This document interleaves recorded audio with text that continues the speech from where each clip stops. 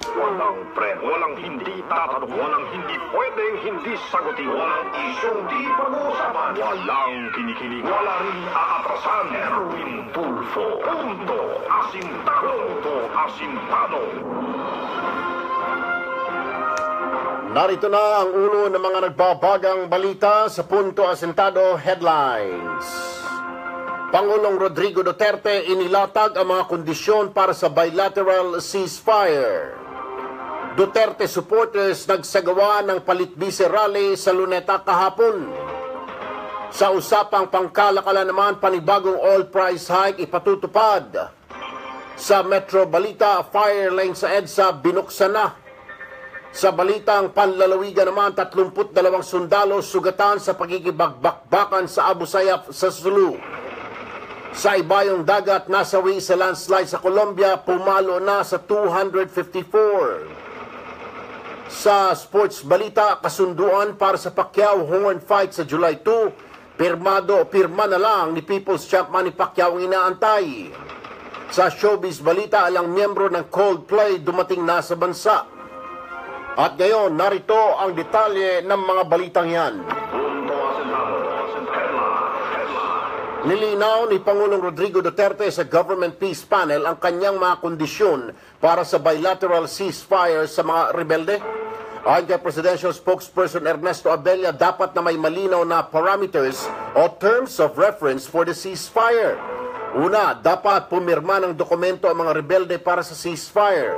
Pangalawa, dapat tigilan ng grupo ang pangingikil o revolutionary tax. Hindi rin daw dapat ang kinin ng mga rebelde ang anumang lupain sa bansa. Giniit din ng Pangulo na hindi niya pagbibigyan ang hiling ng NDF na palayain ang lahat ng political prisoners. Mamayang hapon oras dito sa Pilipinas, inaasang magsisimula na ang ika-4 na round ng peace talks. Tinatayang aabot sa mahigit 4,500 pro-Duterte supporters ang dumalo sa tinaguriang palitbise rally sa Quirino Grandstand sa Maynila. Layunin ng nasabing rally na kundinahin ang umano'y panghihiya ni Vice President Leni Robredo kay Pangulong Duterte sa international community matapos ibalita ang umano'y palit-ulo scheme ng Philippine National Police sa pagsasagawa ng Oplantukhang. Ilang mga kilalang personalidad rin ang dumating sa venue upang ipakita ang suporta para kay Pangulong Duterte tulad ng singer-composer na si Jimmy Bondoc na isa ring PAGCOR official. Nagsalita rin ang aktres na si Vivian Velez at aktor na si Dennis Padilla. Lalo pang nabuhay ang dugo ng audience nang mag-perform ng kontrobersyal na MTRCB board member at singer at dancer na si Mocha Uson kasama ang kanyang grupong Mocha Girls. May pinalilipad rin na blimp o higanteng lobo na may nakalagay na "Change is here, President Duterte" sa venue. Wala namang naitalang untoward incident ang NCRPO hanggang sa natapos ang naturang programa. Sa usapang negosyo naman, posibleng magpapatupad ng oil price hike ngayong linggo. Ay sa Department of Energy o DOE, posibleng umabot sa 20 sentimo ang maging aumento sa kada litro ng gasolina, diesel at kerosene. Maaari pa manong magbago ang dagdag singil sa mga produktong petrolyo, lalo na't hindi pa kasali dito ang trading noong Biyernes. Sa ngayon, naglalaro ang kada litro ng diesel sa 27 pesos and 33 centavos, habang 38 pesos and 49 centavos naman ang kada litro, habang 37.85 hanggang 47.40 naman ang gasolina. Sa balitang metro naman, binuksan na ng Metropolitan Manila Development Authority o MMDA at ng Bureau of Fire Protection ang fire lane sa kahabaan ng EDSA. Ang fire lane ay ang ika-4 na lane mula sa sidewalk at ito ay tatalaga para sa mga truck ng bumbero. Sinabi ni BFP NCR Regional Director Wilbero Quantiu na importante pagkakaroon ng sariling lane para sa mga truck ng bumbero para sa mabilis nilang pagresponde at nang sa gayon ay hindi na rin ang bumbero ang iiwas pa sa mga motorista. Malaking tulong din anya kung magtatalaga ng fire lane ang mga mayor sa kani-kanilang mga lugar na nasasakupan. Sa balitang panlalawigan naman, muling nagbakbakan ang pwersa ng gobyerno at mga bandidong Abu Sayyaf sa Talipao, Sulu. 32 sundalo ang naiulat na nasugatan sa engkwentro. Ayon sa militar, pinamumunuan umano ng Abu Sayyaf sub-leader Hatib Hadjan sa Wadyaan sa Barangay Lao ang bandidong grupong na nakalaban ng mga sundalo na kasapi sa 41st Infantry Battalion. Kasalukuyan namang tinutugis ng mga sundalo ang mga nagsitakas na Abu Sayyaf na pinaniniwala ang nalagasan rin ng mga tauhan dahil sa resulta ng bakbakan. Patuloy naman ang pagtugis ng militar sa mga nagsitakas na bandido. Sa balitang overseas naman, umakyat na sa 254 ang patay habang 400 ang sugatan sa naganap na landslide sa Mocoa, Colombia. Aabot na rin sa 200 ang pinaghahanap pa. Bunsod ang pagguho ng lupa ng malakas na pagbuhos ng ulan. Dahil sa malakas na pag-ulan, umapaw ang ilang ilog sa Mocoa at natabunan ng bato ang ilang gusali at kalsada. Sa inilabas na mga larawan ng Air Force sa social media, makikita na lubog sa putik ang maraming kabahayan sa Mocoa. Naitala din ang pagkasira ng 2 tulay sa naturang lungsod. Sa sports balita naman, pirma na lang ni People's Champ Manny Pacquiao ang kulang para matuloy ang laban nila ng undefeated Australian fighter na si Jeff Horn. Ayon sa promoter na si Bob Arum, hawak na ng kampo ni Pacman ang kontrata at pinag-aaralan na nila ito. Nauna nang pumirma si Horn matapos pumayag sa bagong petsa ng laban sa July 2. Tumanggi si Arum na idetalye pa ang kasunduan. Pero ayon sa local reports, nag-alok ang state ng Queensland sa Australia para maging host ng naturang laban. Sa showbiz balita naman, dumating na sa bansa ang 2 sa mga miyembro ng British band na Coldplay. Sinalubong ng fans sa Ninoy Aquino International Airport o NAIA sina Chris Martin at Phil Harvey. Nakatakda ang concert ng Coldplay sa April 4 sa Mall of Asia o MOA Grounds sa Pasay City. Ang concert ay bahagi ng A Head Full of Dreams World Tour ng naturang banda. Inaasahan naman ng Filipino fans na kakantahin ng Coldplay ang ilan sa mga sikat na awitin nito tulad ng Yellow, Fix You, Viva La Vida at The Scientist. Samantala, ating alamin naman ang lagay po ng ating mga lansangan sa mga oras na ito. Mula po sa MMDA Metro Base, Charlie Nazares, good morning.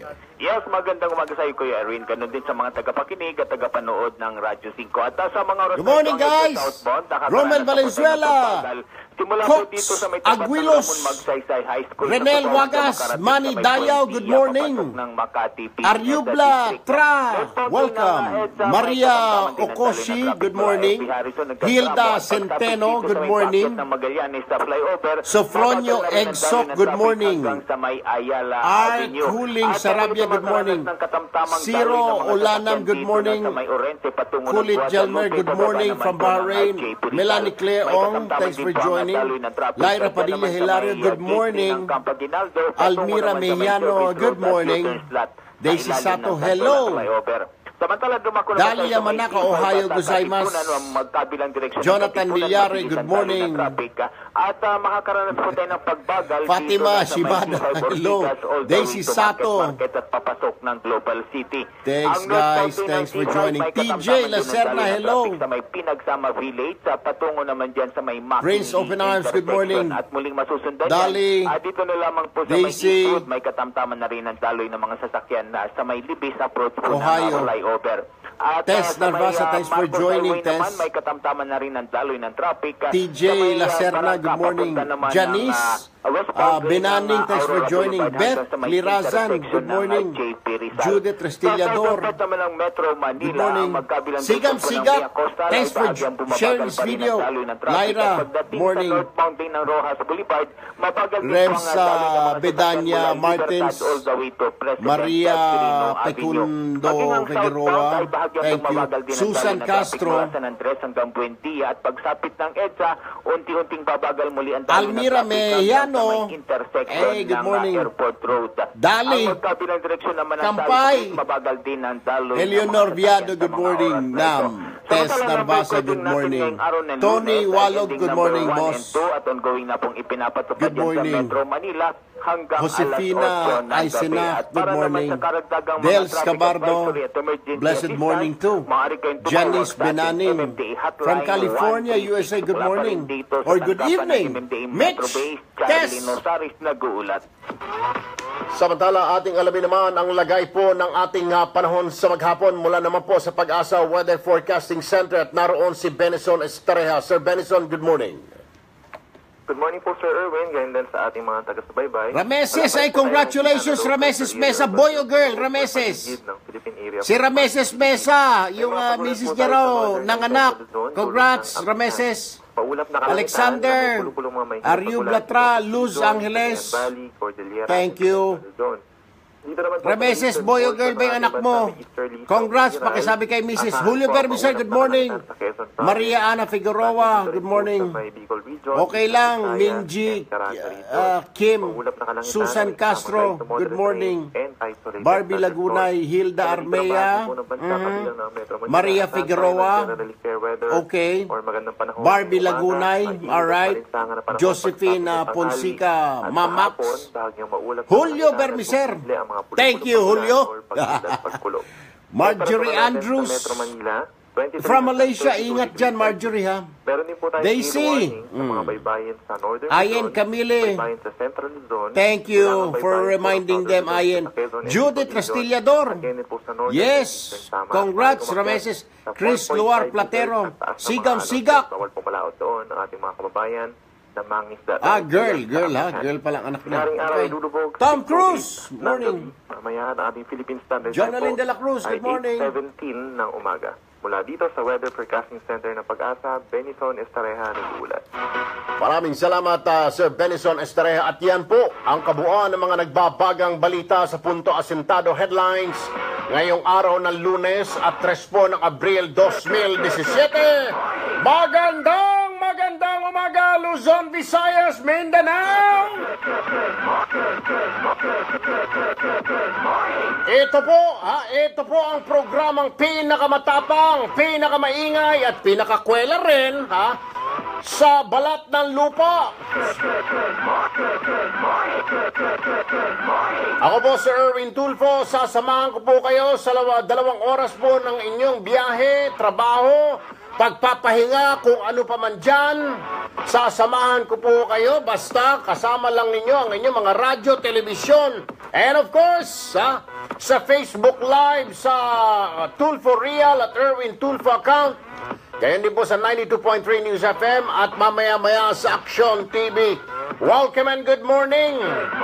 Mula pari hanggang hulo, laimbag na bigat, marhay na aga, maya payabak, maayong aga, maayong buntag, buenos dias, assalamualaikum.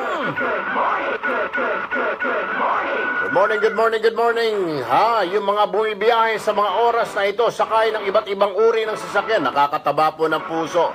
Yesterday, I was out of town. Nakikinig daw po sila sa napapanood tayo sa Facebook. Magandang umaga po sa inyo dyan sa Maribeles, Bataan. Good morning, Good morning din po doon sa mga nakasalubong ko kahapon sa mall na napapakinggan daw tayo sa radyo on their way to work this morning. Magandang umaga at maraming salamat po. Dahil po sa walang sawang pagtutok po ninyo sa radyo, ginawa niyo pong numero 1 pinakikinggang radio station sa lansangan ng Radyo 5. Maraming salamat po. Bueno, ngayong umaga, samot-saring mga issues ang ating pag-uusapan. Unahin na natin itong sinasabing matagumpay na rally ng mga Duterte supporters. Yung hashtag Palitbise rally sa Luneta. Dinaluhan daw po ng libo-libong mga katao. Pero depende kung sinong tatanungin mo. Kung yung mga istasyon at radyaryo ng mga dilawan, ang sasabihin sa iyo, 1,000 lang, 2,000. Yun ang sasabihin nila. Pero kung titignan mo, sa Mario Joseph sa video, hindi naman hutang at hindi naman siguro bulag. Kayo na po maghusga, 1,000 lang ba yun? Dumating 2,000 lang. Yun ay pinamumukha ng mga istasyon at dyaryo ng mga dilawan, mga kapatid, At may mga nagkomento pa raw, yung mga sumama raw sa rally kahapon ay mga taga. Pinagpalit nila dignidad nila. Ito lang masasabi ko sa inyo, oy mga kulukoy, yung mga galit, yung mga miyembro dyan ng Dilawan, kung ano pa mang grupo kayo, makinig. May karapatan ang bawat isa sa atin na ikang freedom of speech, freedom of assembly. Karapatan nila yan, nasa konstitusyon yan, kaya wala kang magagawa. Magngaw-ngaw ka dyan, umiyak ka pa ng dugo, sumuka ka ng dugo, wala kang magagawa. Karapatan ng mga yan, kahit sino, na mag-ipon-ipon sila, magtipon-tipon sila, karapatan nila, at sumigaw sila ng kanilang saloobin. In this case, yung kanilang sinigaw kahapon, ipalitan na si Leni Robredo. Yun po ang sigaw po ng mga naroon. At saka sigaw din nila, stop shaming Duterte. Huwag daw pahiyain ang Pangulo. Yan po yung sigaw ng mga naroon kahapon sa Luneta. And of course, yung mga supporters nila, yung mga hindi nakadalo, gumawa na lang po sila ng sariling pagtitipon-tipon nila sa kanilang mga bayan-bayan. At kahapon din, sumabay po yung ilang supporters po ni Vice Presidente Leni Robredo doon sa Naga. Ay, Mariosep, Diyos ko po. May mga dumalo naman ho. Pero sabi, ang bilang mga nasa 500 yung mga dumalo. Naku, kawawa naman. Anyway, yan po ang pag-uusapan natin. Yung, talagang parang piyesta raw dyan kahapon sa Luneta. Nandyan sila Jimmy Bondo, nandyan yung mga ilang rapper. Naku, lalong naghiyawan yung mga kababayan natin nung gumiling-giling na po si Mocha Uson. Tuwan-tuwa po yung mga kababayan natin. Oo, Josephine, I can hear you. Yan po ang sigaw, Mitch Botor.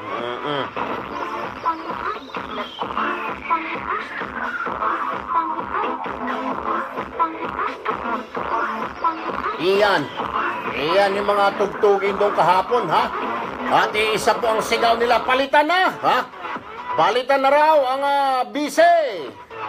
Yan ang sigaw po ng mga Duterte supporter. At muli pong pinakita nila na solid pa rin po sila at nasa likod, sila ni Manong Digong Duterte.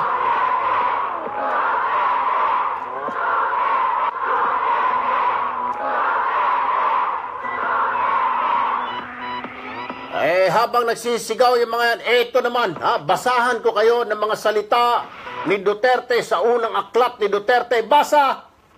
Do not give them anything. Do not give me the gifts. Somebody gave me a Rolex watch gold in advance. I returned it. He does not want to accept it. Well, who would believe me if I talk about corruption then I wear a Rolex? Dahil ayon sa versikulo 1, kapitulo 33 ng pangalawang libro ni Duterte ay... Pero mientras ako'y presidente, corruption will stop. Dahil... Even if it cost me my life, honor, and the presidency, I will do it. I will do it. Amen. Yan po ang mga salita ni Duterte sa una at pangalawang aklat ng Duterte. Ay, mga kapatid, alas 8:24 po ng umaga. Pag-uusapan po natin yan, hihimayin natin yung rally kahapon, Mga kapatid, iisa lang po ang sigaw and the purpose of that rally para ipamukha at ipakita raw kay Vice Presidente Leni Robredo na trinaydor daw ng Vice Presidente ang bayan dahil sa paninira nito sa United Nations. Paninira nito at pagsisinungaling. Kaya yun po ang sigaw ng mga kalaban ay ng mga kalaban siyempre ni Leni Robredo. Bumaba ka naman dyan, palitan ka na dapat dyan, mga supporters ni Manong Digong Duterte. Yan po pag-uusapan natin. Ito pa, medyo painitin ko lang ang ulo ninyo kung kayo tuwan-tuwa dahil successful ang rally ninyo. Congratulations sa inyo. Ito, nakinig Isa raw pong Amerikano talaga, hindi ito Pilam. Talagang kulay puti itong Amerikano na ito. Ang pangalan daw niya ay si Scott Jeffrey Nelson. Inirereklamo na at isinusuka na ng kanyang mga kapitbahay dyan sa isang subdivision sa barangay Batasan Hills. Bakit kamo?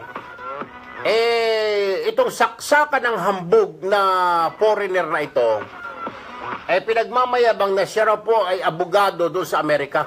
Sa Amerika palang hinayupak May nakalaban po siyang isang kapitbahay na Pinoy. Mangyari po, ilang taon na po nakakaraan, nagpatayo raw ito, nagpa-renovate ng bahay. Yung kanyang bubong, umabot, lumagpas doon sa boundary ng bakod ng kapitbahay niya. De entonces, lahat ng dumi, mga dahon, mga tubig, pumapatak doon sa kanyang kapitbahay, doon sa backyard. Pinagsabihan daw ng kapitbahay na Pilipino, pinagmumura pa. F you! Son of a... Ginanong-ganon daw yung Pilipino. Sus Maria Josep. Yung Pilipino naman, ang ginawa, pumunta sa barangay. Inireklamo. Pinatawag daw ng barangay. Alam mo ginawa? Abay, pati si chairman at yung mga kagawad. F you! Sons of... I don't give a father, mother. If you're the barangay chairman, I don't give a... If you're the kagawad, I don't give a shit. Sabi ganun. Sabi, pinagmumura. Binagsakan pa raw ng pinto, lumayas. Arrest me if you want. Ginanon daw ng Amerikano. Siyempre, yung mga barangay official, dyan sa Barangay Batasan Hills, first time yata lang makita ng Amerikano na nagwawala, nagulat, nasindak. Ang tanong ngayon, hindi naman po ito nakapangasawa lang ng Pilipina. Bakit hindi pa dinideport? Gayong bastos ito ng bubuli ng kanyang mga kapitbahay, pati mga barangay official, pati yung barangay official, binastos na rin. Walang respeto sa mga otoridad. Sabi pang ganon, you can call the cops, I don't give a... I don't give a frick to those cops, I'll just kick them out of my house. Sabi rin ng Amerikano. Akalain man naman yung bastos, Judas Hestas Barabas. Abay, ang basa ko rito ang ginawa raw, yung mga kapitbahay niya nagsampa ng reklamo sa Bureau of Immigration para ma-deport yung buang nito na saksakan ng yabang, saksakan ng hambog. Nakahanap ng padrino si buang. Nakahanap ng padrino itong kulang-kulang. Diba, hindi naman niya naintindihan. Yung asawa niya na lang, i-translate na lang ng asawa niya. Nakahanap ng congressman. Okay na sana sa immigration, i-deport na noong 2015, may humilot na congressman. Ito pa, napag-alaman ko yung congressman, Dilawan.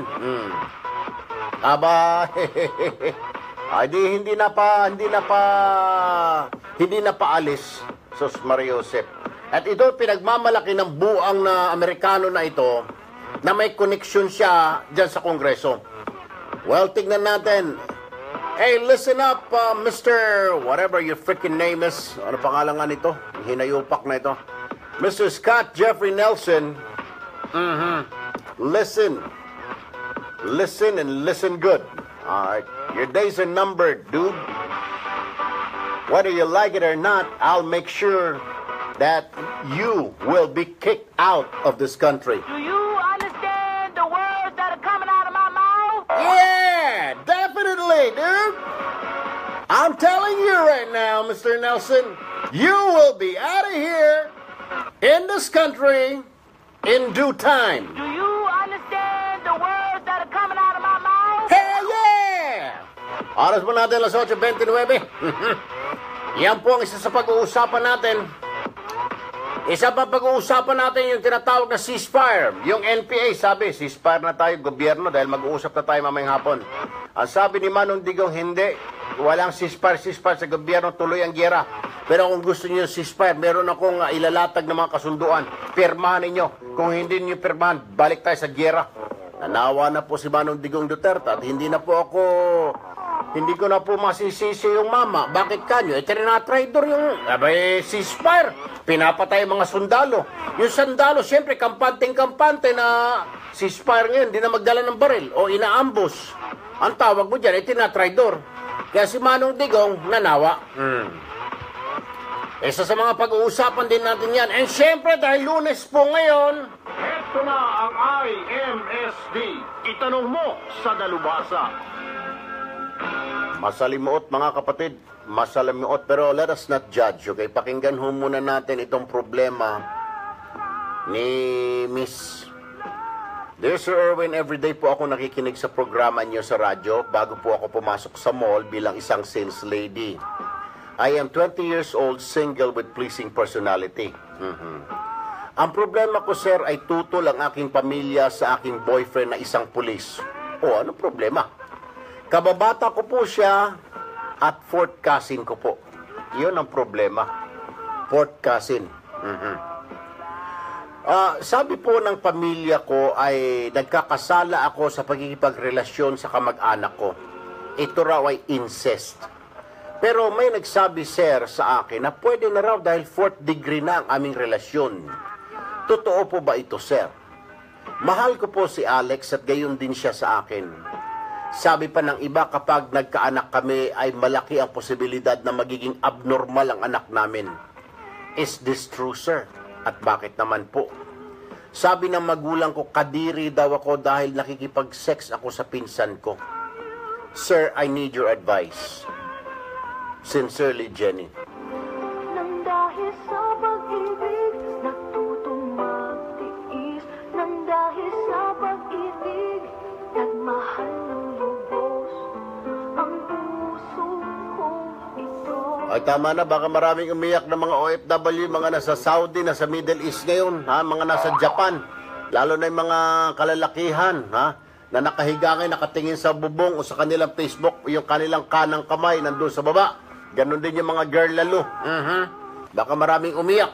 Anyway, 4th degree, pwede na ba? Mamaya, malalaman natin. Jenny, tutok lamang kung pwede na o hindi pa pwede. Ang alam ko, first cousin negative. Ay sabi ng mga eksperto, hindi raw talaga pwede yan. Hindi ka rin pwedeng kasalin dyan. At hindi rin kayo pwedeng magtorjakan dyan dahil magiging abnormal ang inyong anak. Pero 4th cousin, abay, kinakasal na nga ng simbahan yan. Mamaya, ha? Mamaya ang payo. Kukuha tayo ng eksperto. Yan ang mga pag-uusapan natin ngayong umaga. Ang tanong po natin, dapat bang patalsikin na palabas ng bansa ang mga arugante at bastos na mga dayuhan, lalo na ang mga walang respeto sa mga otoridad natin? #undesirable alien. Ay tawagan mo mamaya ang immigration, IB. Hindi naman po pwedeng ganito-ganito lang na hahayaan ni Commissioner Morente ito. Abay, nambubuli na siya ng mga kapitbahay niya, pati mga opisyal. Kung hindi, ay masyadong mababa ang tingin niya sa mga kapitbahay niya. Akala mo mga tingin niya mga aso yung mga kapitbahay niya. Ang mga barangay, akala mo tingin niya mga askal, mga pusa. Kung ganitong walang respeto itong hayop na ito, para ano pa, di ba? Samantalang tayo, pag tayo na sa ibang bansa, gawin mo yan. Gawin mo sa mga Arabo yan, kundi kulong ka. Gawin mo sa mga Amerikano, kundi deport ka. Pero dito sa atin, sobra naman ito.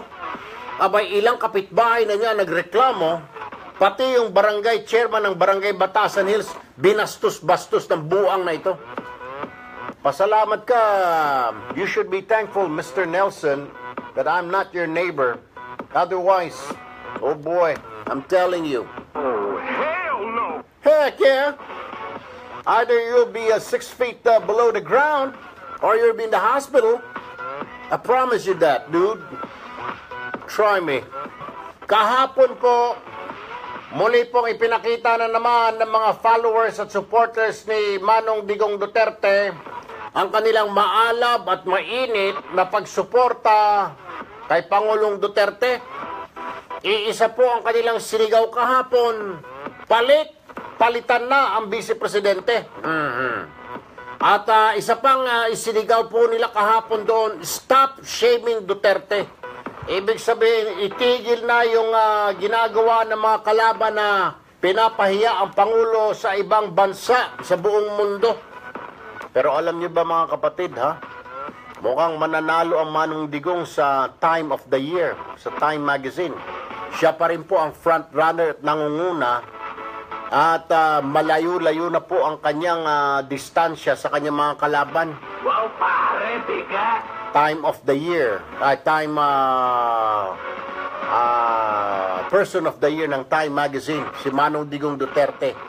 Kasi nga daw, sinasabi doon, ang pinaka-basis nila doon ay man of the hour and man of the people. Yun na nga, and very influential daw. Sino ang person of the year ng Time Magazine? Ay yung pinipili po nila dyan, yung nakaka-influensya ng maraming tao. Ayun na nga, si Duterte. Ang nangunguna ngayon at front runner dyan sa parang pagpipili nila kung sino ang ilalagay nila sa kanilang cover magazine. Anyway, oras po natin 8:47. Muli nga pong nagpahayag na naman itong mga supporters ni Manong Digong na ang pagsuporta sa kanya at gusto nga nilang palitan na itong si Leni Robredo dahil nga dito sa kasi naman kung tumahimik na lang si Ma'am Leni, sana hindi pa nagkaganito. Kung ano-ano sinabi niya doon sa United Nations, kaya nagka-leche-leche na ngayon. Ngayon may mga petisyon na para mapatalsik siya. Nasa linya po ng aming telepono si Attorney Bruce Rivera, ang organizer ng Palit Bise Rally at member po siya ng DAVAO movement o Duterte Alliance of Volunteers, Artists and Organizations or Davao movement for short. Magandang umaga, Attorney Rivera, sir. Magandang umaga po, Sir Erwin. Magandang umaga po sa lahat na tagapakinig ng programa niyo po. Sir, matanong ko lang kasi ako wala naman ako doon at kahapon ako nagsusurveillance doon sa Maribeles, Bataan. Anyway, sir, ang tanong ko, ilan ba talaga sa estimate ninyo? Kasi nung binuksan ko yung isang telebisyon kahapon, na telebisyon ng kabila yon ng dilaw ang kulay, naninilaw, ay sabi 2,000 o 3,000. Yung dyaryo naman ng kulay dilaw din, bagamat blue ang harapan nila pero dilaw ang sa loob, ay ganun din, 2,000. Ano ba talaga, sir, ang estimate na dumating doon? Hindi naman ako naniniwala sa mga radyo na ito, dyaryo at telebisyon na ito. Ano ba? Actually meron ba naman kami pinapakita mga pictures ng event Hindi na actually definitely more than doon sa sinasabi nila kasi karamihan po sa kanila nag-report ng 4 o'clock in the afternoon. So wala pa po tao noon. Ano bang oras ng kasagsagan nung rally ninyo, Sir Bruce? Mga alas 8, alas 9, yun talaga yung... mukhang napansin ko, may kuha pa nga na drone shot, mukhang napuno. Akala ko nga, nagkamali ako ng tingin dahil akala ko, piyesta yun, piyesta ng Nazareno ba yun, sa dami ng tao. So, you believe na more than 2,000, 3,000 po kayo, 4,000? Opo. Siyempre po, more than that. At kasi kami, ang mga organizers, 3 po kami head organizers, Sir Erwin, si Jimmy Bondok po ako, at saka si Miss Mocha. Okay. So, kami 3. At ang namin, palagi kaming kinukulit ng mga tao na, ilan ba ang numbers? Ang sa amin kasi sinabi namin, hindi tayo magpapadala sa mga numbers, huwag tayo ma-apektuhan sa ganun. Kasi ito naman ay people's rally, hindi naman po ito popularity Correct. rally. Ito po indignation rally po sa amin. Of course. This is the first time po na hindi po siya financed by any political group, hindi po siya, wala pong politiko. Yan ang linawin natin kasi may mga kumakalat siguro alam mo na nagpapakalat mga kalaban ninyo. 1.5 daw ang binigay sa bawat attendee. Tanong dyan, saan kukuha ng pera ang Duterte na mga grupo? Sabi nga ng yan, mga hampas lupa ang mga miyembro, mga hindi naman mga oligarch, hindi naman mga milyonaryo ang mga miyembro ng Duterte, kundi mga ordinaryong tao. Saan kukuha ng 1.5? 1.5 daw bawat isa na sumali. Ay, naku po, nakakatawa po. Kasi hindi naman namin kaya. Nung naglabas po kami ng panawagan, ang rally po, nanawagan po kami ng 1 million na donation ng lahat ng mga Duterte supporters. Umabot po ng 2 million po yung donation. Kahit naman 2 million, hindi din namin kaya magbayad ng 1.5 kasi tao. So, yung mga yon ay talagang pumunta lang kusa at hindi binayaran. Ang amin pong Libre din daw pagkain, sir. Mukhang hindi raw Libre pa. po. Oo. libre ang pagkain kasi po may pera nga po binigay May nag-donate? Yung mga okay. lahat po ng mga taga-OFW nagbigay po sa government. Aba. Ito po yung internet na crowdsourcing po. Oo. Kasama po namin yung, siyempre sinama namin yung pagkain kasi Oo. ang Duterte's Kitchen naman willing naman silang mag-serve ng arroz caldo, ng pagkain para sa mga tao. At saka po yung mayroon po kasi nag-volunteer na ang mga buses na susunduin ang mga tao doon sa mga locations na gusto na parang predetermined locations para makapunta po sa venue. Hindi po paghakot yun, wala po perang binayaran. Alright. Kasi po, may nagsasabi nga dito sa naka-live tayo sa Facebook, oy, Ener, walang binigay nga na 1.5. Sabi niya, pusang gala, nandun ako kagabi, hindi ako naabutan. Walang binigay na 1.5, Ener, huwag kang mag-alala. Sabi ni Attorney Rivera, walang 1.5 na binigay. Libre yung rally kahapon. Walang inabutan. But anyway, alright. Naniniwala naman ako, Attorney Bruce. But anyway, so, ano po ang purpose? What is the purpose of the rally? Hashtag, nakita ko, hashtag palitbise and stop shaming Duterte. Yun po yung sigaw ng mga kababayan natin doon kagabi. Opo. Actually, Sir Erwin, ano po ito? Dahil po ito indignation rally, hindi po namin inilimit ito. Yes, ang mga Duterte supporters naman, iba-iba naman yung kanilang pananaw, iba-iba yung kanilang opinion. Mayroong gusto ng impeachment, mayroong gusto ng recount, mayroong nagsusulong ng federalismo, mayroong nagsusulong ng sinasabi nilang RevGov. Maraming silang mga sinusulong. So kami po, hindi po namin sila i-stagnate or ibig sabihin, hindi namin sila pwedeng hindi pagsalitain sa kanilang mga gusto. Ito po yung people's rally. Kaya po, lahat po ng ideya, lahat po ng panawagan, andun po sa rally yan, pero isa lang po ang common doon. Ayaw nila kay Lenny. Ayun, yun ang... So, yung common denominator, ayaw nila kay Lenny, it doesn't matter kung impeachment or recount. Yes po. Ayun. Yes, organizer po ako ng Palitbise, pero ako po as spokesperson ng impeachment team ni VP Lenny, ni Lenny Robredo. So, I am part of the impeachment team, but dun sa Palitbise po, ay kasama na po yung recount, kasama na po yung sinasabi ng federalism, lahat po. Kasi po, ang Duterte supporters, hindi naman din po kami tayong mga robot na kung anong sasabihin ng isa, sunod lang tayo ng sunod. So, binibigyan nyo ng leeway. Kung ano ang gusto, basta sumama ka dyan, bahala ka kung ano ang paniniwala mo, kung impeachment or recount, wala kami pakialam, or federalismo, kaya ka narito. Yes, basta welcome ka dito dahil pag ikaw ay sumusuporta kay Duterte, kasama ka rito. Kasama ka namin. At part din po nun, pag-educate sa mga tao, ibig sabihin po, titignan namin po yung, sasabihin namin kung ano yung mga nararapat sabihin para alam po nila. Kasi po hindi lang naman po sa Luneta yung mga tao na nakikinig Buong mundo po nakikinig po doon sa rally na yon. Hindi po kahit naman ilang tao lang nandun sa Luneta. Pero yung ating mga kababayan sa buong mundo ay nakikinig po kasi naka-live po yun. So yun po ang importante para sa amin na maipalabanap yung idea, yung ating adikain, yung ating saloobin at pinapakita sa international community, including the foreign, the non-Filipinos, na tayo ay nagkakaisa at tayo ay sinusuportaan natin ang presidente natin. Alright. Attorney Bruce Rivera, organizer ng Palitbise Rally. Maraming salamat po, Attorney. Magandang umaga. Mabuhay po kayo. Magandang umaga po. Mabuhay din po kayo, sir. Okay din naman yun, ano? Parang wala silang pakialam. Basta supporter ka ni Duterte, sumama ka rito. We don't care kung anong plano mo na mapalitan si Lenny, basta palit. Either recount char or impeachment, sama-sama tayo dito, or federalismo ang gusto mo, o gusto mo suporta ka lang kay Manong Digong dahil gusto mo yung kanyang gawain. Okay din naman, ano? Wala silang pinipili kung bakit ka naroon, basta nandoon ka. Basta ikaw ay naniniwala kay Duterte. Basta ikaw ay ang follower and you still believe sa gobyerno ni Manong Digong.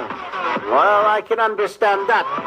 Mahirap din naman sabihin mo, ito ay para sa palita, ito ay para sa ganito lang. So it doesn't matter. Well, ang tanong dyan, mga ilang rally pa kaya ito? Sana itong, Sana naman itong Supreme Court magkaroon na ng recount. Okay, kung hindi po pwede yung impeachment na yan, ay sana itong ang tanong dyan ngayon, marami nagtatanong, abay tila usad pagong at napakakupad kumilos ng Korte Suprema dito sa recount naman na hinihingi ng kampo ni Vice Presidente tuloy ni dating Senador Bongbong Marcos. And I think karapatan naman nila yan, karapatan ng mga bumoto kay Bongbong na they're asking for recount. Meron silang mga ebidensya na sinasabi na pag nagkaroon ng recount, mananalo yung kanilang manok. Teka muna, puntahan muna natin itong ang ating suki po, si Professor Clarita Carlos, political analyst at professor po siya ng Universidad ng Pilipinas. Magandang umaga, Profesora Carlos, ma'am. Hi, good morning, Erwin. Opo. Tanong ko lang po at inyo pong opinion, itong Palit Busy Rally yesterday, marami-rami din ang dumalo. Pero do you think itong mga ganitong klaseng pagtitipon at pagsisigaw ng mga tao, pumapasok pa ba sa naririnig pa ba kaya ng mga kalaban ni Duterte, nababasa pa kaya nila yung mga kilos, yung movement o actions ng mga tao, ng mga supporter ni Duterte? Particular na po si Vice President Robredo. Ito po ba kay pumapasok pa sa kanilang kukote o sa kanilang pandinig, Profesora? Well, siguro, Erwin, not to rain on anyone's parade, no? Pero there is such a thing as the fatigue, and you might have also a rally fatigue. So, you know, you just keep on doing these things, and it will not have any meaning anymore. So, siguro, tulad ng tinuran mo, ilagay na lang po natin sa relevant agencies, and that those agencies really do their work, like yung electoral contest. Correct. Yan ay dapat gawin ng Presidential Electoral Tribunal, Supreme Court. And I wonder why it's taking them so much time. No, ilang buwan na ba since the contest was filed, and dapat talagang i-resolve na yan kasi tulad ng sinabi natin in our last interview, you cannot impeach somebody who in the first instance ang position niya is under contest. Correct. Oo, tama. At besides, Profesora, di ba may kasabihan tayo, justice delayed is justice denied. Definitely. In all cases, no? Parang ang tagal na I mean, what's the point? Unfortunately, there's nothing, I think, in the protocol there or in the law saying that they have to act within X number of days. All right. So we will just have to rely on their probity to take some action as soon as possible. Profesora Clarita Carlos, maraming salamat, ma'am. Magandang umaga, mabuhay po kayo. Yeah, good morning, Erwin. Tama po yung sinasabi ni Profesora Carlos. Aba, dapat naman kumilos. Kaya nung sinasabi natin, di ba? Hindi po dahil kakampi po ako ni Bongbong Marcos, hindi po dahil sa sa totoo lang po, hindi ko po binoto ang Bongbong Marcos noong nakaraang halalan. Dahil hindi po ako nakaboto. Pero, tama naman po yung sinisigaw niya at sinisigaw ng mga bumoto sa kanya. Meron silang ebidensya at meron silang paniniwala na sila ang nanalo, na dinaya sila, at ipinakita na nila ito sa Korte Suprema in black and white na, Your Honors, ito dapat nanalo kami, itong ebidensya namin. Pero ang tanong nila, bakit parang nagdidili-dali, parang usad pagong, parang ayaw kumilos, parang the Supreme Court justices are dragging their feet on this recount? Bakit nga ba? Ang tanong. Yan po ang tanong kasi Chief Justice Maria Lourdes Sereno, ma'am. What's taking the Supreme Court so long to do the recount, Your Honor? Is there a problem? Can you please tell us? Or at least can you explain it? Doon po sa milyong-milyong supporter din po ni Bongbong Marcos, yung mga bumoto sa kanya. I believe, Your Honors, in the Supreme Court, these people have the right and can demand for an answer what is taking you so long to do the recount. Di po ba? Karapatan po nila na malaman kung bakit tumatagal itong recount na hinihingi ni Bongbong at ng kanyang mga supporter. Kung hindi po ba pwede, i-dismiss ninyo. Pero kayo mismo nang sabi na there's enough form and substance to do the recount.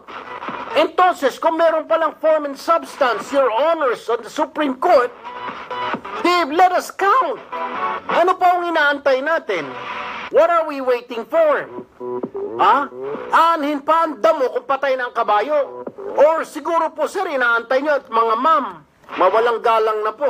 Ako po ay mataas ang respeto ko po sa inyo. Lahat po ng miyembro ng kataas-taasang hukuman, dahil alam ko naman pong hindi kayo aabot dyan sa pwesto na yan kung kayo ay mga pulpul at bobo.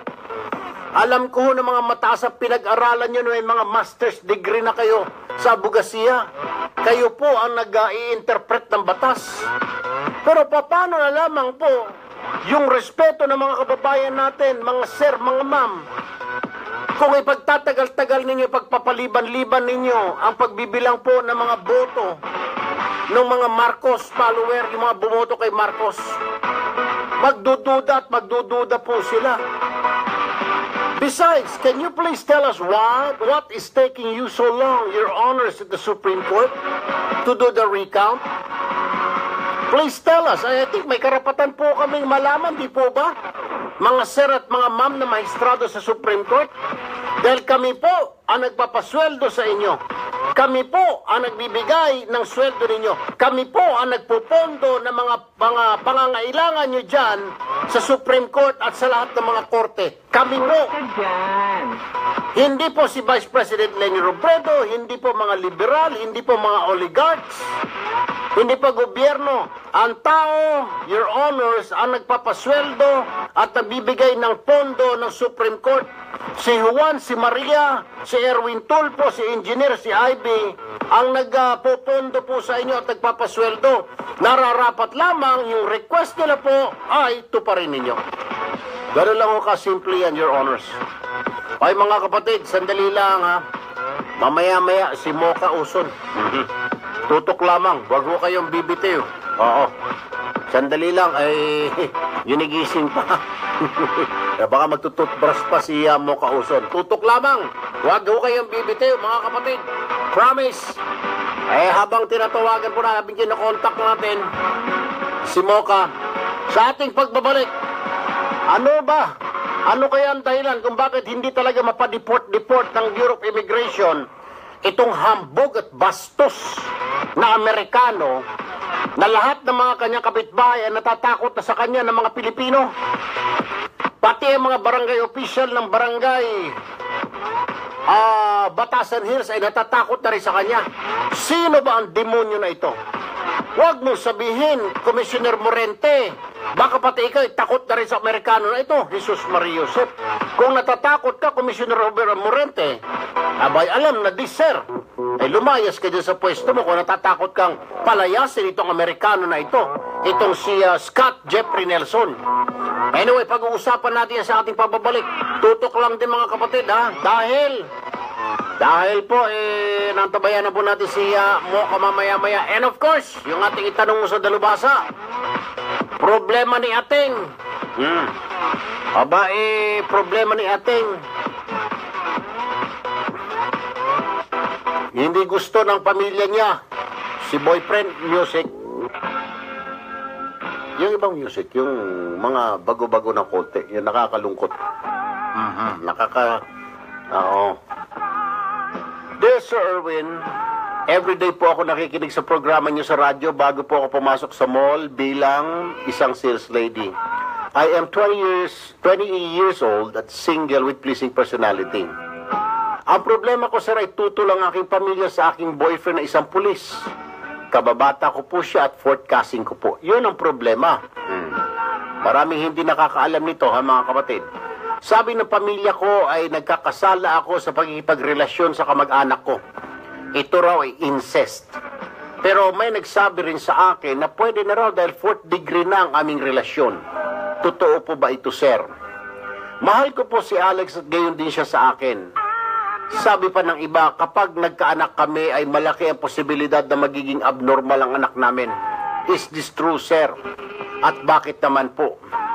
Sabi ng magulang ko, kadiri daw ako dahil nagigipag-sex ako sa pinsan ko. Sir, I need your advice. Sincerely, Jenny. Ngunit pag-ibig ko'y ibang-iba.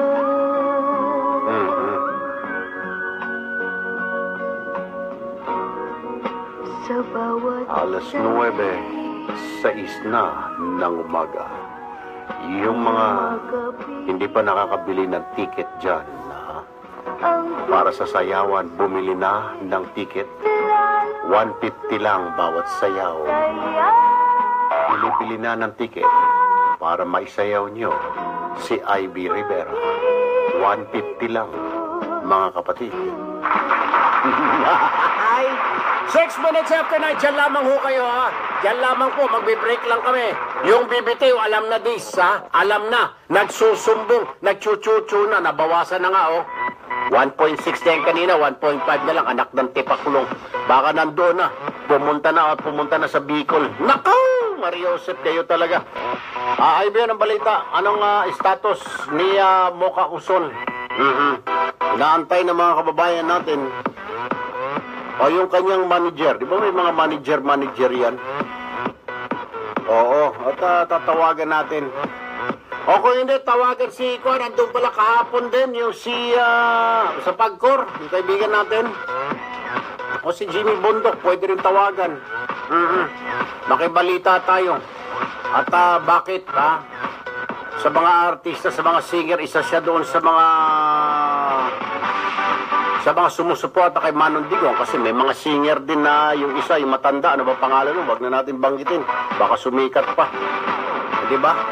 Yung nagsabi ng, look blank this, Kaya sumikat pa. Mari mabuhay pa yung karir. Imbis na wala ng karir, pag binanggit ko ang pangalan dito. Okay na mabanggitin, ito sila, Jimmy Bondok yan. Mga Dennis Padilla yan. Yung isa pa, sa Pagcor, yung suki natin. Si Arnel Ignacio yan. Pero yung isa, yung para sumikat na pasigaw-sigaw, halos maputol ang litid, halos magka-high blood at atakin sa puso. Look this! Look! Blank! Look at blank! Look at me! Hindi ko na sasabihin ang pangalan niya. Baka na sumikat pa, mahirap na. Anyway, 9:17 ang umaga, magkaroon pa ng karir. Ang sabi nito, wag mo nang banggitin, sir, yung pangalan, sabi nito mga sa Facebook. Oo, kasi baka magkakarir pa ulit. Nako, ayun na nga. Hoy, teka muna, dito muna tayo, ha? Bago natin napuntahan si Sir Jimmy Bondok at saka si Arnel Ignacio, dito muna tayo kay Attorney Antoinette Mangrobang ng Bureau of Immigration. Magandang umaga po, Attorney Mangrobang, ma'am. Magandang umaga po, Sir Erwin, at magandang umaga po sa lahat ng ating tagapakinig at saka tagapanood po. I hope masagot po ninyo itong problema. May lumapit po sa akin, ma'am. Okay? Yes, sir. Kahapon, nakatira po siya dito sa isang subdivision sa Barangay Batasan Hills. Alright? Yes, sir. Alright, ma'am. Nirereklamo po siya ng mga kapitbahay niya. Itong isang Amerikano na hindi pa naman Filipino citizen o ano ba itong hayop na ito. Ito ay may asawa lang na Pinay. Yes, sir. Nambubuli. At lahat ng mga kapitbahay niya doon sa Barangay Batasan Hills, natatakot sa kanya. Apo. Dahil siya nga raw ay attorney, siya ay si Attorney Scott Jeffrey Nelson. Alright? Apo. Naireklamo na po ito noon. Nagkaroon na ito ng deportation order, pero hindi natuloy dahil sa impormasyon na natanggap ko, na-overturn dahil ito ay nakahanap ng padrino na isang congressman. Okay po. Ang tanong natin, attorney, isa pa nangyari doon, di after po nung binuli niya yung kapitbahay niya, dahil lang po sa bubong, ma'am. Okay. Yung inayos niya yung bubong niya, I think several years ago po ito hindi na tumuloy-tuloy away nila. Sumobra yung bubong niya, yung alulod, ma'am. Ngayon, lahat ng mga dumi at saka tubig pumapasok doon sa bakod. Exactly. Apo. Sinabihan niya, Mr. Nelson, please, can you remove or can you fix this? Yes. Imbis sabihin niya, I'll do that, my neighbor, sinagot sa kanya, F you! Opo. That is my property and you can't do anything about it. Sue me if you like, you a-hole. Ginanong pa rin yung kababayan natin Pilipino. Opo. Tumakbo siya doon sa homeowners. Pinagbumura din yung homeowners. I don't give a F. Yes, sir. You mother, father. Filipino homeowners here. Yes, sir. You, kung ano-ano mapinagsasabi. So, tumakbo na yung subdivision sa barangay Batasan Hills. Yes, sir. Alright. Pati si chairman, ang pinatawag ni chairman, pinagbumura at binigyan pa ng bad finger. If you what? I'm the chairman, I'm the barangay. Barangay who? I'm the captain. Captain of what? You a-hole? Ginanong pa raw. Oh. Ibig sabihin, ma'am, sobrang bastos, walang respeto sa batas natin, sa mga otoridad. Ang tanong, bakit hindi ma-deport itong hayop na ito? Pwede pong i-deklara itong undesirable alien. Kung akong tatanungin mo, ma'am, hindi po ako bihasa sa immigration laws natin, pero I can say at this point na this asshole can be declared as undesirable alien, ma'am. Yes, sir. Na-mention niyo po una na meron po dati siyang deportation order. Of course. So, yes. 2015. Opo, 2015. So, I will check on the records of that case. Meanwhile po, dito naman sa bagong reklamo, humihingi po kami kung maaari makipagtulungan po sa amin yung mga complainants. Itadirect ko po sila sa aming intelligence division. At the same time... May nagsulat po recently kay Commissioner Morente, pero iba po ang basa ni Commissioner Morente. Opo. Yan po ang problema ko ngayon kasi parang dahil yung nakarang administrasyon, parang pinadeport nila. So, itong administrasyon ngayon ni Morente parang ayaw sundin o gawin yung ginawa ng nakarang administrasyon. May na-overturn nga lang. Opo. Pero mali talaga Baka pwedeng, kaya nga gusto ko sana makausap si Commissioner Morente, and I will really be happy if I can talk to Commissioner Morente. Alam niyo, ma'am, hindi ko pa nakita ang pagmumukha nitong si Morente at saka nakakausap. Honestly speaking, unlike the previous commissioners there na I was able to speak with them. Ito po si Commissioner Morente, hindi ko pa alam kung anong itsura po nito at yung boses niya na hindi ko pa nakita. I will really be happy to talk to him personally. Kasi, ma'am, ang reklamo ngayon, ayaw niyang i-implement yung order ngayon ng deportation.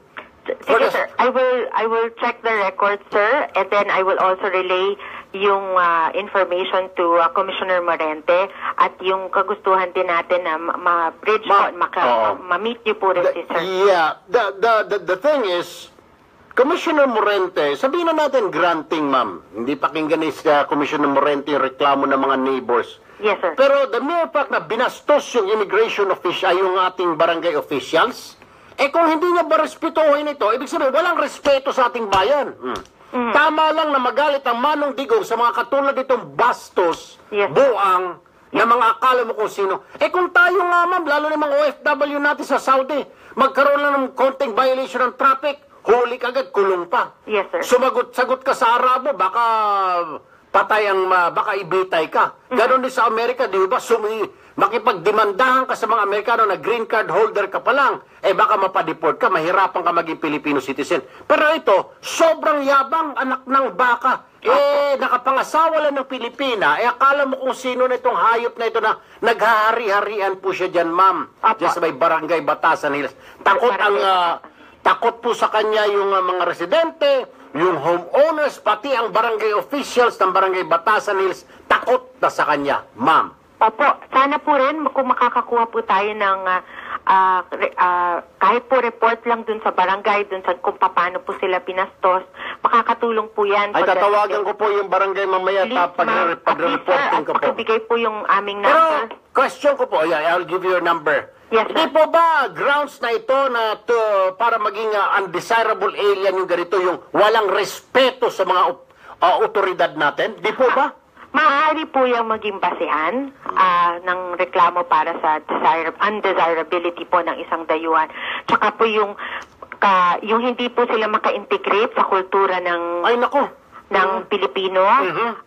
Yan po ay pwede rin maging isa sa mga basehan na na i-declare silang undesirable. Maaari po yung failure to integrate sa Filipino culture, yung maka-adapt sa kung paano po ang buhay dito sa Pilipinas at pati pagtrato po ng mga tao. Alam mo, ma'am, may nagsabi pa sa akin, yung isang taga doon, sabing gano'n na ito raw senior citizen. Sabi ko, dapat umayos na ito. Hindi, sabi niya gano'n. Alam mo, Sir Erwin, kamukha ito nung singer na nagsabi na look at me. Magkahawig daw sila. Sabi ko, kaya naman pala mukha mga demonyo. But anyway, ma'am, Yes, sir. ang tanong lang natin dyan, so please, I would like to ask you to please look at it immediately kasi Yes, sir. natatakot po, he's terrorizing the neighborhood, the subdivision, dyan po sa barangay Batasan Hills, itong isang Scott Jeffrey Nelson na attorney daw sa Amerika. American po, nakapag-asawa lang ng Pilipina, nakakuha ng connect ngayon dyan sa Kongreso, kaya saksakan na ng yabang. Pati mga mobile, mga police, ma'am, pag tumawag yung mga neighbors dyan, nagwawala-wala po yan, pasigaw-sigaw po yan dyan, palakad-lakad, mura ng mura, tatawag ng pulis. Pinapalayas yung pulis. Ay, yung pulis, akala mo bahag ang buntot na umaalis. Sasabihin daw niya, I am a lawyer. I know the Philippine laws. Get the out of here. Opo. You son of... Parang gano'n, no? You motherfucker... You motherfucker cops! You corrupt police officers! Get out! Ginaganon daw yung mga pulis natin, madam. Sige pa, sir. Parang may tama sa ulo na, ma'am, eh. Maaari po. Na po. Can you please, and kailan ko kayo po mapalo up ito sa inyo, ma'am? Sir, i-check ko yung records nung sinasabi ninyong deportation case para maliwanag din po sa akin kung ano ng estado po. Kung totoo pong na-reverse at kung ano po yung mga pending na complaints against this person. So, siguro allow me lang this day to check with our records. Sige po. And you can get in touch with me again tomorrow. I can even get in touch with your staff, sir, kasi I have naman their number. Sige po, ma'am, kasi po talagang parang they live in terror right now, yung mga residente po dyan ng isang subdivision sa barangay Batasan Hills, ma'am. Sir, pwede rin po ma-request dun sa complainant. Can you give them my number para rin po ma-advise ko rin po sila kung sakaling wala po kami nitong mga recent na narrate yung events na... Alam mo, ma'am, ang nakakalungkot lang kasi, kausap ko po isang complainant, sumulat na yata just recently si Commissioner Morente. Apo. Taliwas po doon sa sinasabi ni Morente, doon sa order na yun, parang ibang-iba. At medyo nakakakiling siya dito sa foreigner na ito. Hindi ko alam kung kaibigan niya ba ito, barkada niya ba ito, o ano ba niya itong Amerikano na ito, na mas parang pinapanigan ni Morente, dediretsahin na po kita, ma'am. Yes, dahil sabi ko, itong programa ito, walang pakialam kung sino ka man dyan, tamaan ka ng tamaan. Apo. Medyo nakakiling po ang inyong commissioner dyan sa foreigner na yan. Bakit tanong sa kanya, ma'am? Pinapasabihin niyo, ma'am, attorney, pinapatanong po ni Erwin Tulfo, Commissioner, bakit kayo nakakiling dyan ng konti sa Amerikano? So, i-check ko din po yung mga records namin. Sige po. Yun na Sige po. po. Alright. Thank you po, attorney. Tatawagan po kita bukas, ma'am. Yes, sir. Thank you po. Alright po. Thank you. Oras po natin, 9:28. Wala akong pakialam. Kaibigan ko siya. In-appoint man siya ni Manong Digong. Ganun po itong programa na ito. I don't give a crap. Kung ikaw ay tao ni Manong Digong, ikaw in-appoint, magtrabaho ka. Dapat to the standard. Sumunod ka. Dahil ikaw ang nagre-represent kay Manong Digong. Kaya tuloy napupulaan yung mama Pag may mga opisyal na kagaya nito, may mga opisyal na tamad, ayun, kagaya ni Lenny, bagay, hindi naman na opisyal ito. Yung tinanggal na sa gabinete. Akala tuloy ng buong mundo, okay, kalaban na si Lenny, di ba? Pero kayo, mga nasa ilalim ni Manong Digong, magtrabaho naman kayo na maayos. Kaya laging napupulaan ang tama sa Pangulo Hindi naman sa inyo mga buhong kayo na mga miyembro ng gabinete, mga komisyoner, mga direktor. Hindi kay Manong Digong, ay hindi sa inyo. Ang tama kay Manong Digong. Nasisilipan ng butas ang administrasyon dahil sa katangahan ninyo, dahil sa kapulpulan ninyo at kabubuhan ninyo. Magtrabaho kayo. Kung anong pagpuprotekta ng mga bumoto kay Manong Digong na mga sibilyan, dapat ganun din ang gawin ninyo, ganun din ang asal ninyo. Na protect your boss with your life. Ipagtanggol ninyo yung mama na sa Malacanang dahil may utang na loob kayo dyan, dahil inappoint kayo niya, kayo ang sinasabing tagapagtanggol niya laban sa mga kalaban. Di na kayo nahiya niyan? Yung mga bumoto sa kanya, halos itaya ang buhay para mapangalagaan si Manong Digong. Malinis sa mga pangalan, maprotektahan sa banat. Tapos kayo ng mga inappoint niya dyan, mga tamad. Sos Mariosep kayo. Dapat talaga sibakin na siguro. Siguro, Manong Digong, sir, reviewin niyo na po yung mga pinaglalagay ho ninyo. Yung mga walang silbi at hindi naman makatulong sa inyo, dagdag pa sa bagahin nyo, sibakin nyo na yan. Sos, hindi naman ho nakakatulong. Ilagay nyo na lang ito mga supporter ninyo. Mas mabuti pa. Yung mga yan, mga pinaglalagay nyo, Mr. President, yung iba dyan, mga dilawan naman dati yan eh. Nagkunwa-kunwari lang kulay pula. Pero kung kay interes mo tabang sa taong Pilipino, ano pagnegosyo nga ni? Oo. Unahin nyo na yung sir, sa immigration. Tragis, puro sakit ng ulo. Anyway, oras po natin, alas 9:30 ng umaga. Dito muna tayo ha, habang inaantay po natin yung tawag ni Mocha Uson na sabihan na po. Nasa linya po si Colonel Edgar Arevalo, ang Public Affairs Chief ng AFP. Magandang umaga po, spokesperson ng AFP. Good morning po, sir. Magandang umaga sa Erwin at sa ating mga listeners. Good morning po. Ito po, may binigay po na basihan si Manong Digong, si Presidente, sa NPA, CPP, NDF, na nilatag ng mga guidelines. Marami-rami po ito. Huwag na silang humingi ng tax bago magdeklara ang AFP ng ceasefire. Kasi ngayon, as of now, tuloy ang laban, walang hindi kinikilala ng armed forces ang ceasefire na inaalok ng NPA. Tama, Colonel Arevalo? Tama po yan, Erwin, sapagkat sabi po ng CPP-NPA last time ay bago magtapos ang buwan ng Marso ay magdedeklara daw po sila ng unilateral ceasefire. But so far, wala naman po silang nilabas. Pagkaganon man, on the part of the Armed Forces of the Philippines and the government, for that matter, ay nagpahayag na po ang ating Commander-in-Chief na hindi po magdedeklara ng unilateral ceasefire ang ating gobyerno. Ang basihan po niyan, Erwin, ay hindi dahil sa ayaw natin ang pangkapayapaan. Gusto po natin yan at nakita naman po natin sa nagdaang pagkakataon kung ano po ang naging pagtalima at pagsunod ng ating Armed Forces of the Philippines diyan. Subalit ang gusto po ng ating Pangulo ay magkaroon na po ng pirmahan ng bilateral ceasefire agreement na merong mekanismo at merong mga provision na nga susundin dapat ng magkabilang panig. Sapagkat nakita po naman natin na useless po ang nagkaroon ng pagdedeklara ang NPA ng kanilang unilateral ceasefire declaration because after all, tuloy naman po ang kanilang pag-atake, ang pagpatay sa mga sundalo na hindi naman po nagsasagawa ng combat operations, patuloy ang kanilang pangingikil, pang-extort, panununog ng mga buses, public conveyances, mga farm implements.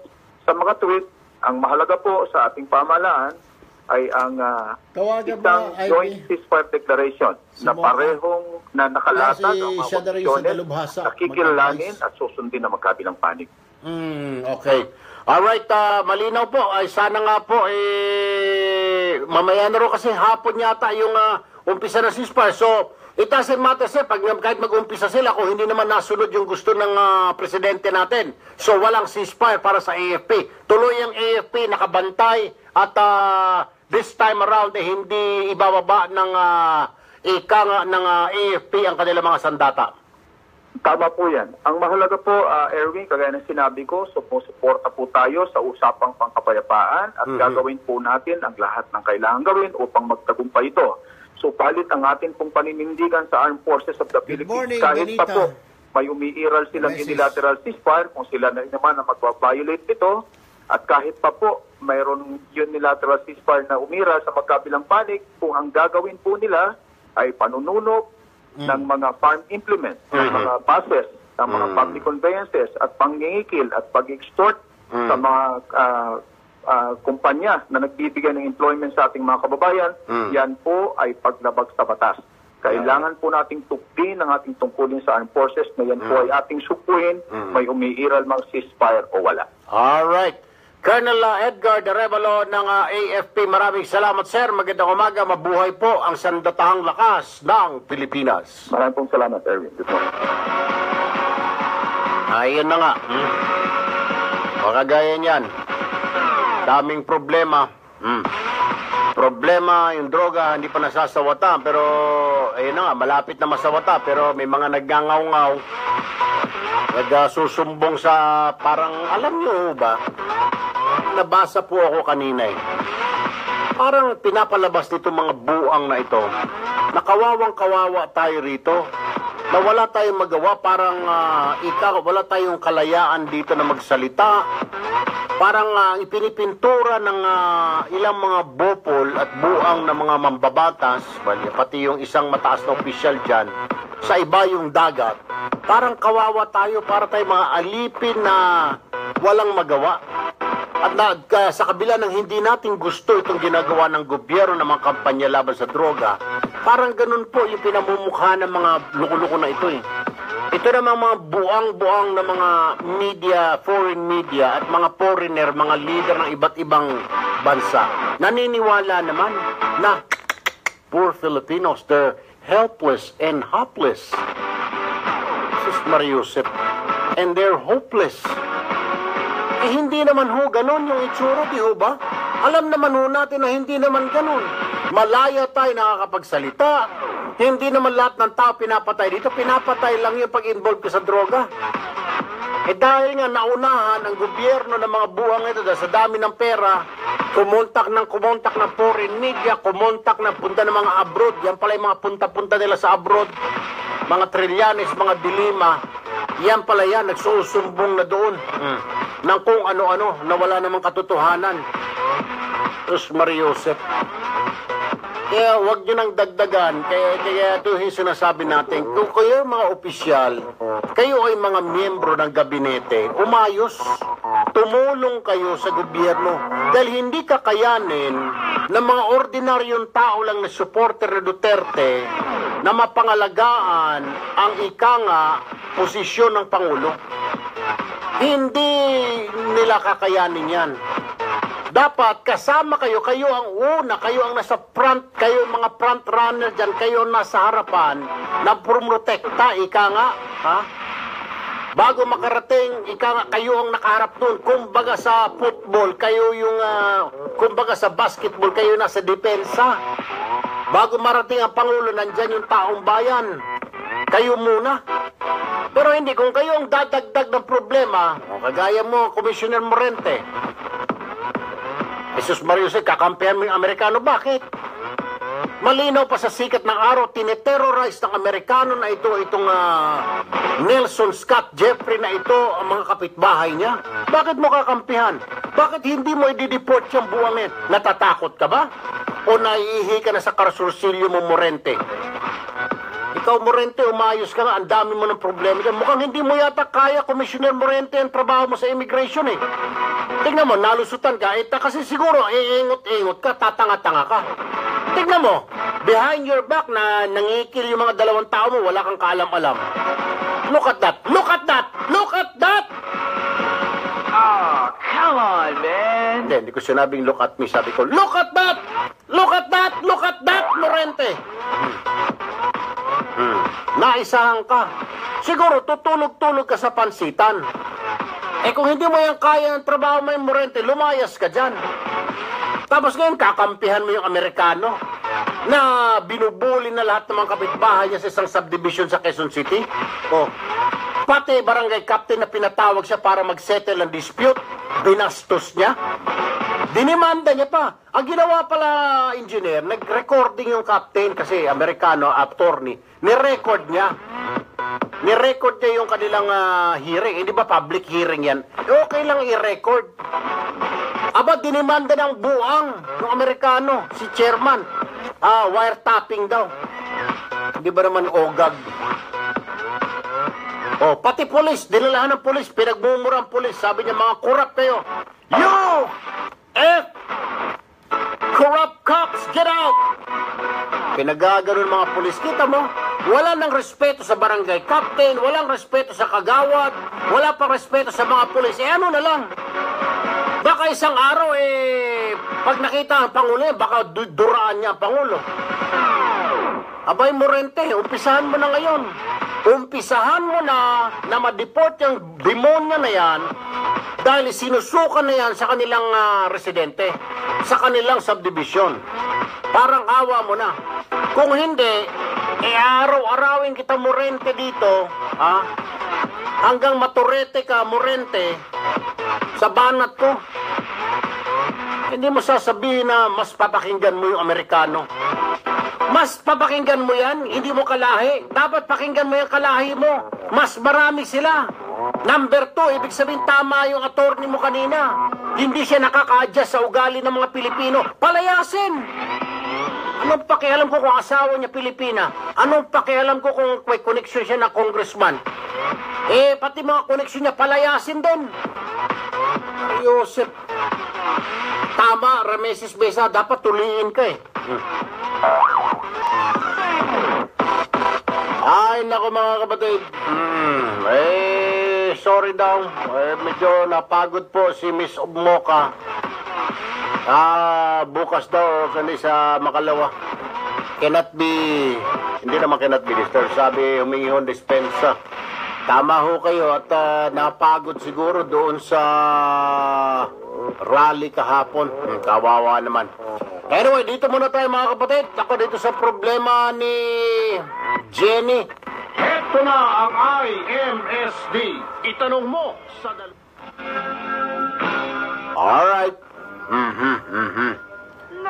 Nasa linya ng ating telepono, love consultant, relationship expert, si Ma'am Aiza Caparas Tabayoyong. Ma'am Aiza, good morning. Good morning. Good morning po sa pakikinig. Yes, thanks for joining us and for picking up our call.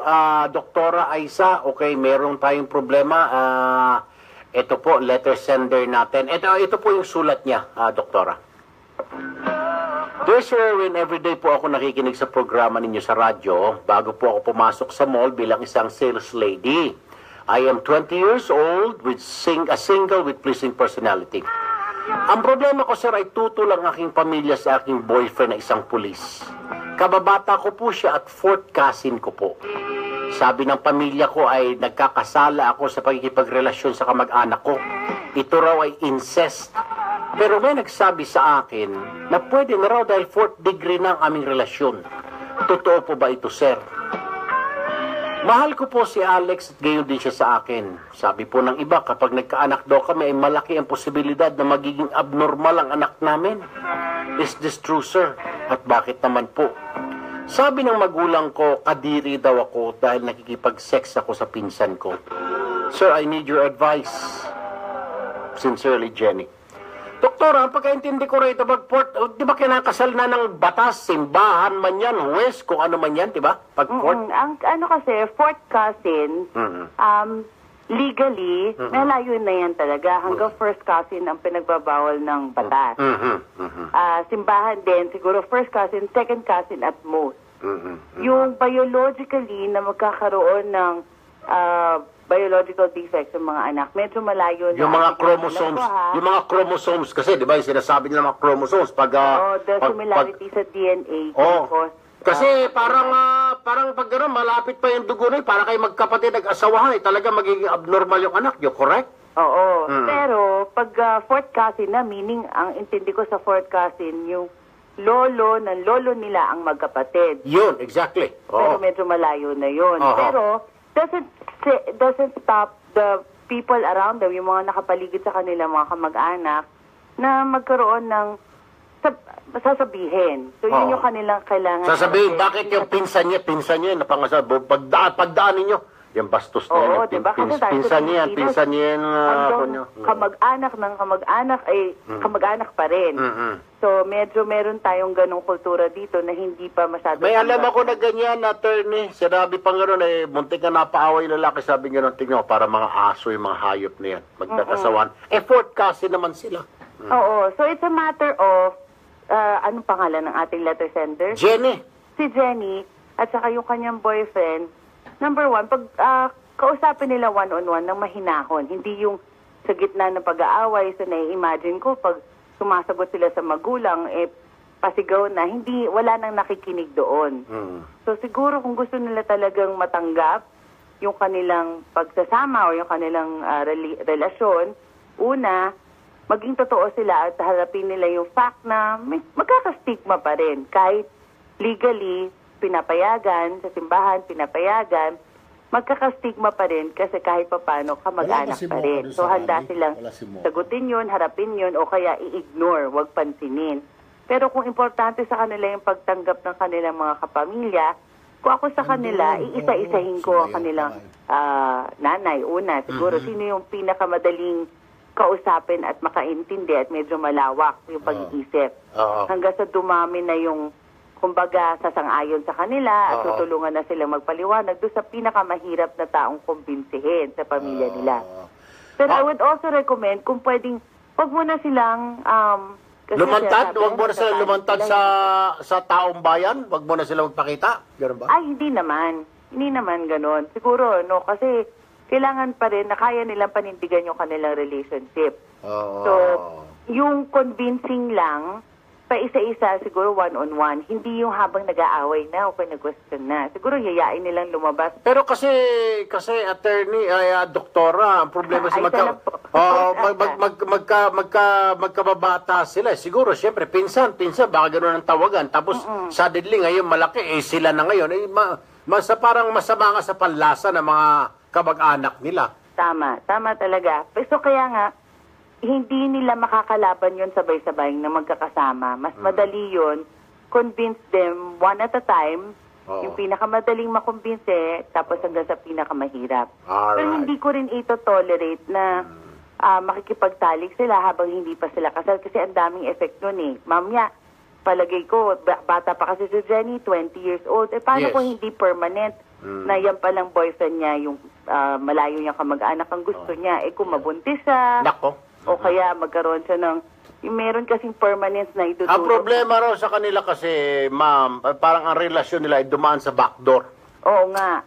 Oo nga. So, mahigit na rin yung makikita ng mga kamag-anak nila na napag-isipan namin to, alam namin na merong mga hindi sasang-ayon, pero I think, yung i-defend ni Jenny sa magulang niya, he's good for me because blank. Bakit? Hindi yung bugso lang ng damdamin na nagkaroon sila ng romance. Baka nga dahil na-in-love sila, dahil may pagkapawal, yung relationship, may excitement na dala yun. Pero yung talagang mahinahon na pag-isipan, yung pros, yung advantages, saka disadvantages, kung ano talaga yung nagustuhan, na mahal, despite sa mga negative qualities at bakit gusto nila maging future partner. Pero kung ako rin sa kanila, maghihintay ako till strong na yung commitment bago ko maisip na magtatalik muna kami. Alright. Miss Aiza Caparas Tabayoyong, maraming salamat po for your time with us, ma'am. Sa lahat nakikinig, sa AMD po, Love Consultant sa Facebook. Alright. Thank you po, thank you. AMD Love ko to sa Facebook. Bueno, alam mo na, Jenny, okay lang. No problem. Pero, wag naman ipadaan sa back door. Pero naman front door.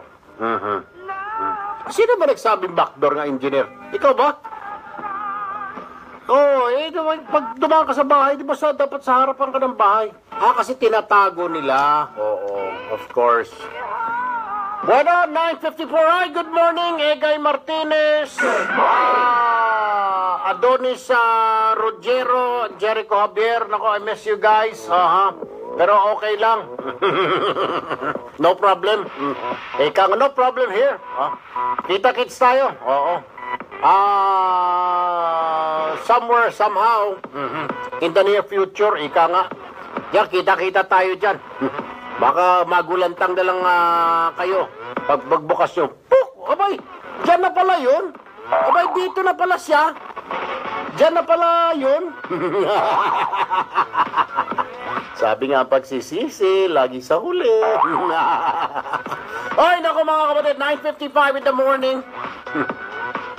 Ay, Please like Erwin Tulfo Facebook page and subscribe sa YouTube channel Erwin Tulfo po. Para mapanood po ninyo replay. 9:55 ako po Sir Erwin Tulfo. Nag-iwan sa inyo ng isang magandang umaga Pilipinas. Bukas, kita-kita po tayo ulit. Love you guys. Susunod na po, Bitag Live.